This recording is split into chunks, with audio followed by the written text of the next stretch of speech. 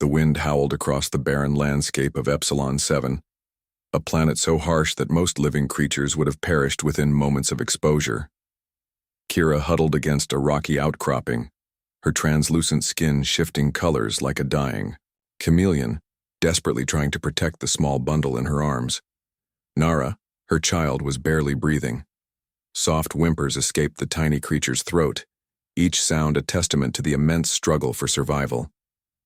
The planet's atmosphere was a toxic cocktail of radioactive particles and electromagnetic interference that seemed designed to destroy any form of life.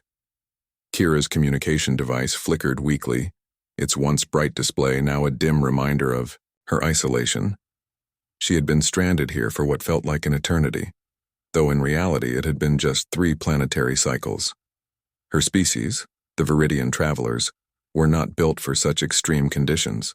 Their delicate biology required precise environmental conditions that Epsilon 7 violated with every passing moment. The rocks around her seemed to pulse with a strange, menacing energy. Radiation levels were climbing, and Kira could feel her own body beginning to break down. Her protective membrane was thinning, becoming transparent in places, revealing the intricate network of biological systems beneath. She looked down at Nara, brushing a gentle hand across the child's forehead. The baby's skin was losing its vibrant blue hue, turning a sickly gray-green that spoke of imminent system failure. Kira knew their chances of survival were diminishing with each breath. In the distance, a storm was brewing.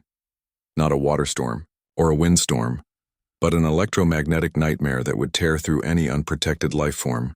The sky began to change, turning from a dull purple to an angry crimson, with electrical tendrils crackling between clouds that seemed more like living entities than mere atmospheric formations. Kira remembered the moment they became stranded. Their colony ship had been attacked by unknown raiders, forced to crash land on this god-forsaken planet. She had managed to escape with Nara, but their survival pod was critically damaged. The emergency beacon had been sending out signals for days, but hope was fading. Her body was shutting down.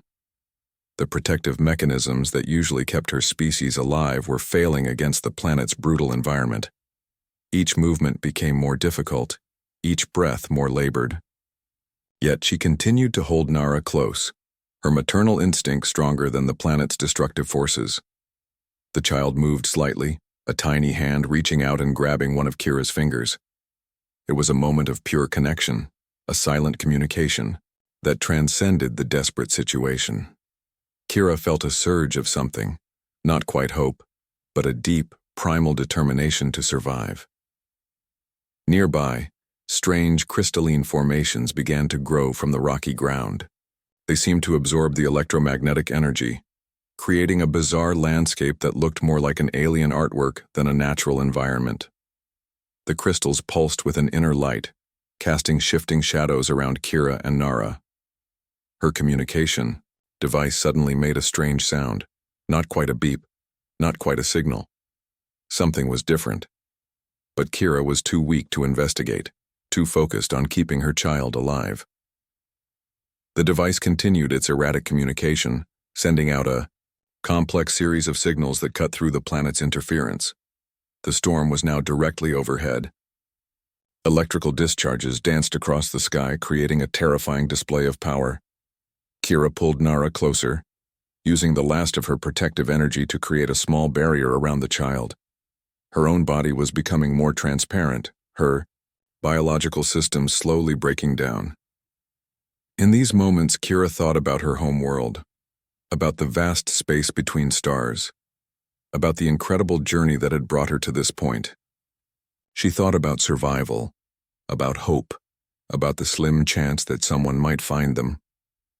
Little did she know that somewhere in the vast darkness of space, a ship was picking up her signal. Destiny was about to intervene in ways she could never imagine. The bridge of the starship horizon hummed with quiet efficiency. Captain Jamin Park sat in the central command chair, his fingers tracing the holographic display that floated before him. Something had caught his attention, a faint signal that didn't match any standard communication pattern they had encountered before. Beside him, Communications Officer Hana Kim leaned forward, her brow furrowed in concentration. The signal was, unlike anything in their database, a complex weave of electromagnetic pulses that seemed to dance between chaos and a strange, almost mathematical precision. "Captain," Hannah said, her voice cutting through the soft background noise of the ship. "This signal, it's not random, there's a pattern here." Jamin nodded, his eyes never leaving the display. The Horizon was on a routine exploration mission, mapping uncharted sectors of space that most other ships avoided. They were the type of crew that welcomed the unexpected, that lived for the moments between known and unknown. The ship's main, science officer Dr. Junho Lee, approached with a datapad in hand. His usually calm demeanor was tinged with excitement. "The signal is coming from a region we've been avoiding," he explained. Epsilon 7 is considered a dead zone, a planet so hostile that most navigation systems automatically route around it. Holographic projection materialized in the center of the bridge. It showed Epsilon 7, a planet that looked more like a nightmare than a potential destination. Swirling electromagnetic storms created a permanent cloud cover, while the surface appeared to be a mix of razor-sharp rock formations and areas of intense radiation. "We shouldn't even be picking up a signal from this location," Hannah muttered, her fingers flying across her communication console. "It's impossible." Jamin felt that familiar tension, the same feeling he'd had during previous unexpected discoveries. Something about this signal was different. It wasn't just a random burst of energy. There was intention behind it. The ship's computer began to analyze the signal, breaking down its complex structure. Layer by layer, it revealed something extraordinary. There were organic components mixed with the electromagnetic pulses, something that suggested life against all logical expectations. "Run a full-spectrum analysis," Jamin ordered. The bridge crew moved with practiced efficiency, each person focusing on their specific task. Dr. Junho's eyes widened as new data began to stream across his screens. "Captain, this is unusual. The signal contains biological markers. It's not just a transmission, it's a cry for help." The Horizon's mission parameters suddenly seemed less important. They were explorers, yes, but they were also a rescue vessel. The unwritten code of space exploration was clear. No life is left behind. Jamin made his decision quickly. "Plot a course for Epsilon 7. Prepare the emergency landing module. We'll need specialized protection gear." The ship's navigation systems began to calculate the approach. Epsilon 7 was not a welcoming destination. The planet's electromagnetic storms could tear apart most standard spacecraft. The Horizon would need to use its most advanced shielding technologies. In the medical bay, Dr. Soo-Yeon Park began preparing specialized equipment. She knew they might be dealing with a life form completely unknown to human science. Her medical kit was a marvel of adaptive technology, capable of responding to almost any biological challenge. The crew moved with a mix of excitement and professional calm. This was why they had joined the exploration service, for moments like these.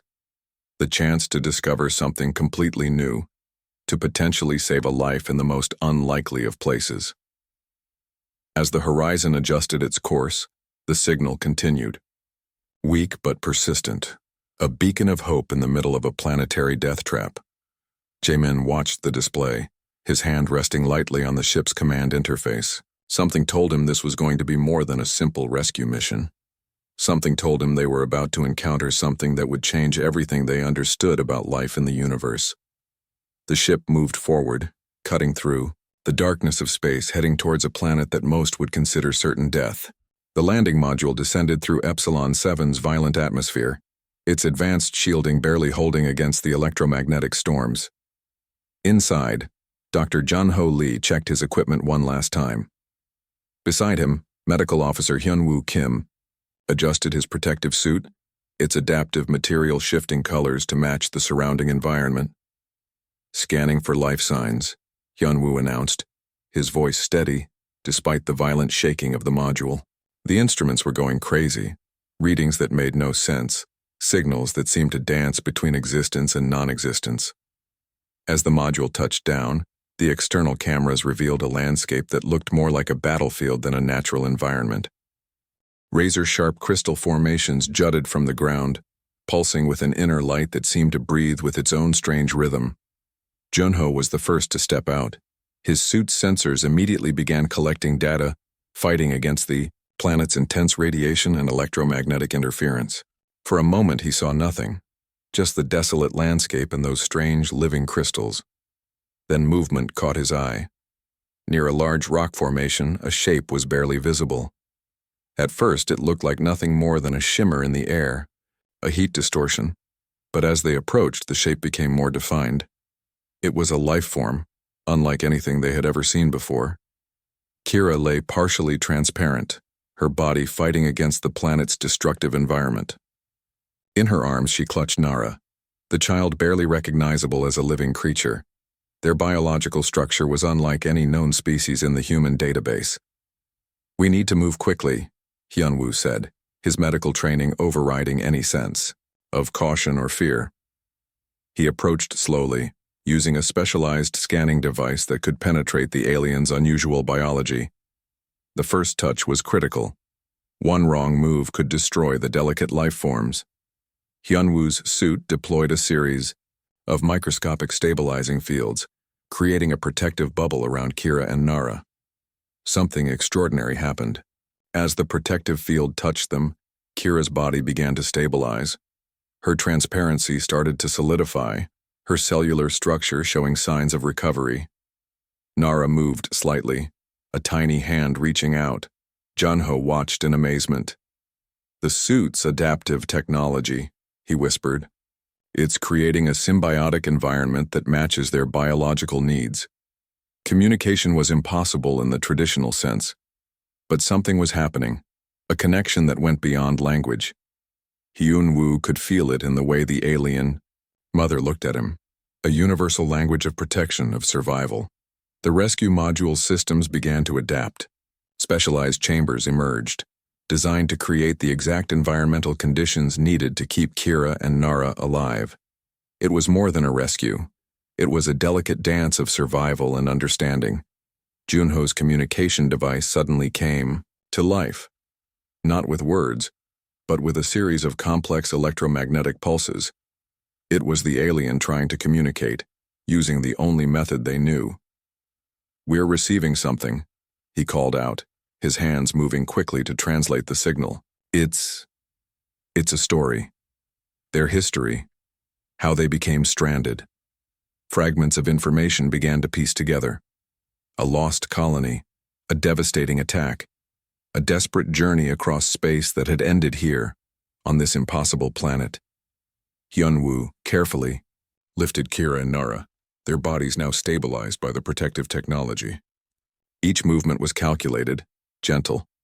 The medical officer knew they were holding something precious, not just 2 lives, but potentially the key to understanding an entirely new form of intelligent life.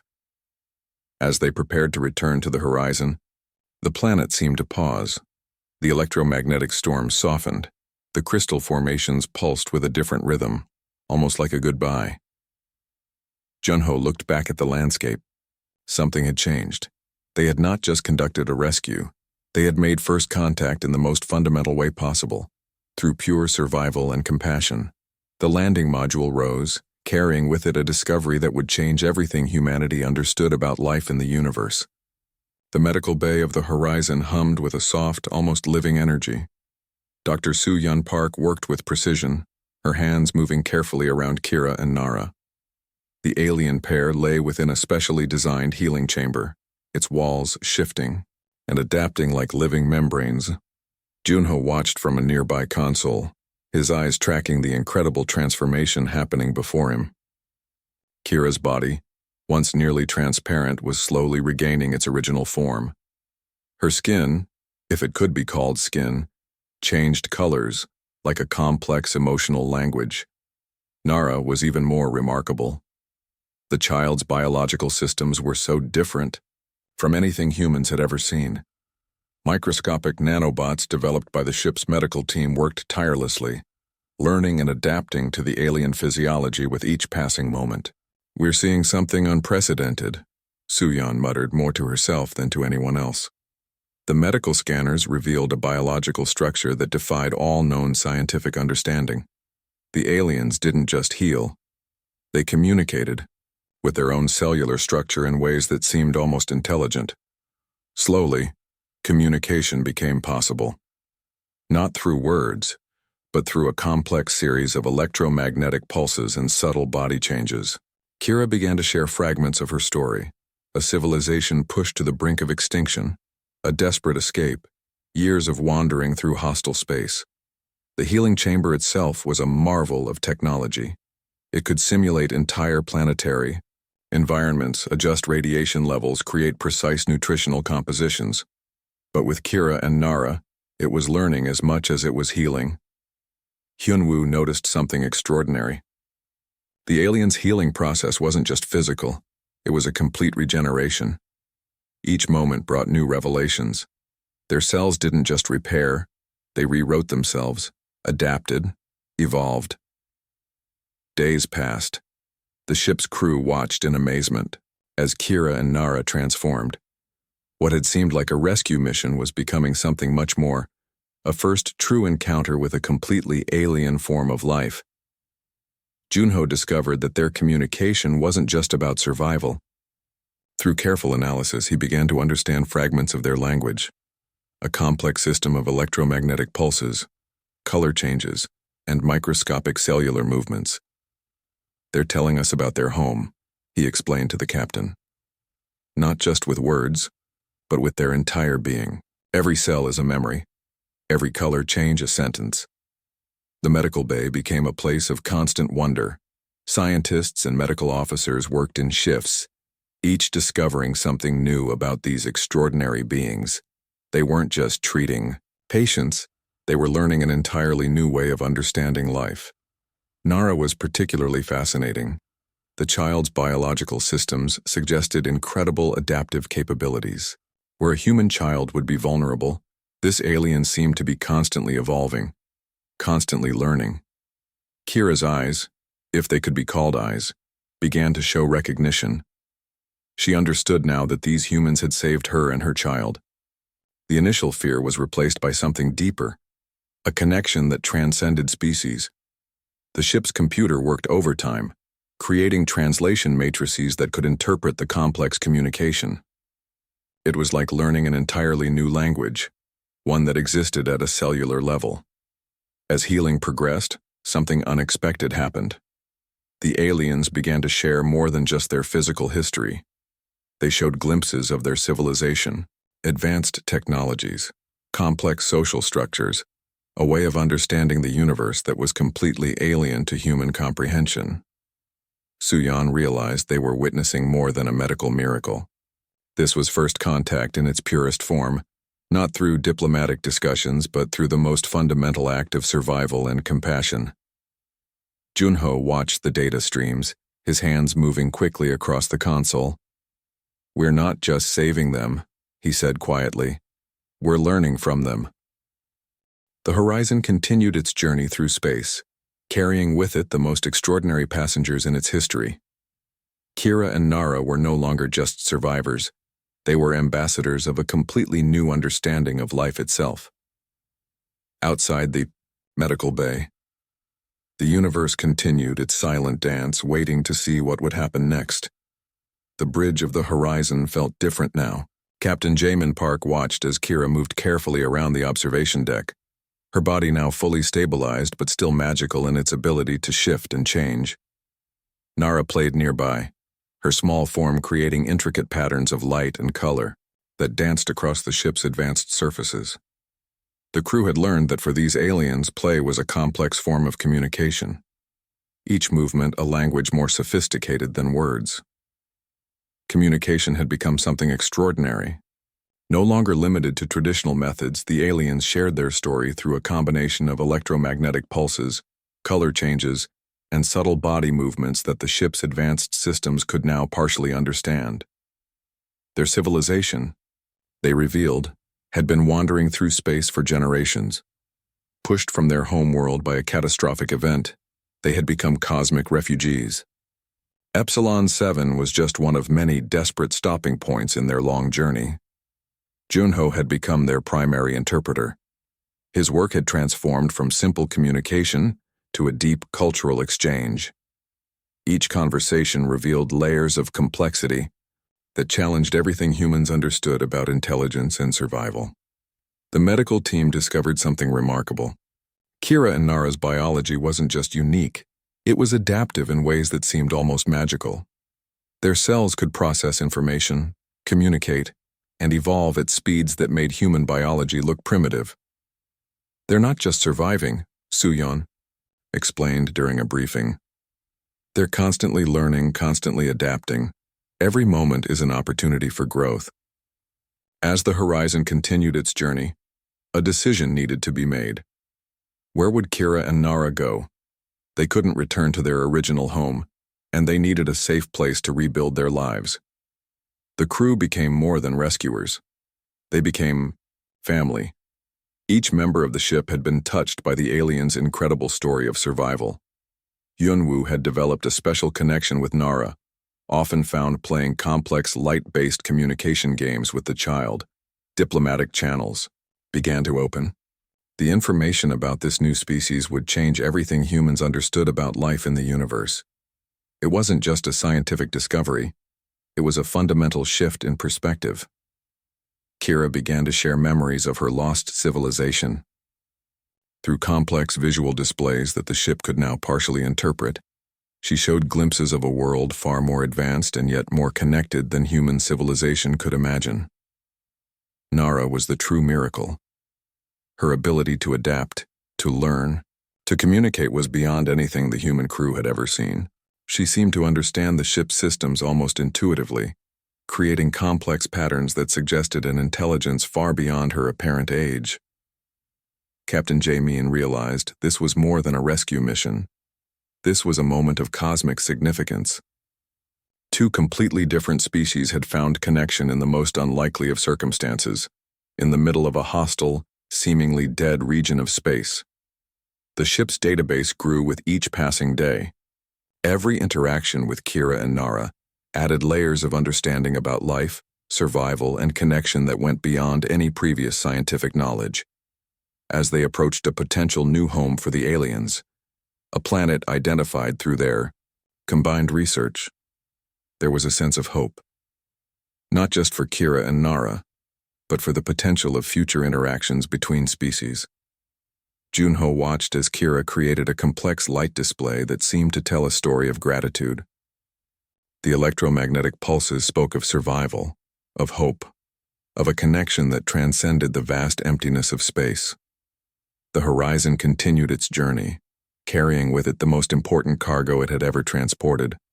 Not just two survivors, but a bridge between two completely different forms of intelligent life. Outside the ship's windows, stars continued their silent dance. The universe, vast and mysterious, had just become a little bit smaller, a little bit more connected. As Nara played, creating patterns of light that seemed to sing with possibility, the crew knew they had witnessed something extraordinary.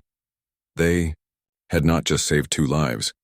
They had opened a door to a completely new understanding of what it means to be alive.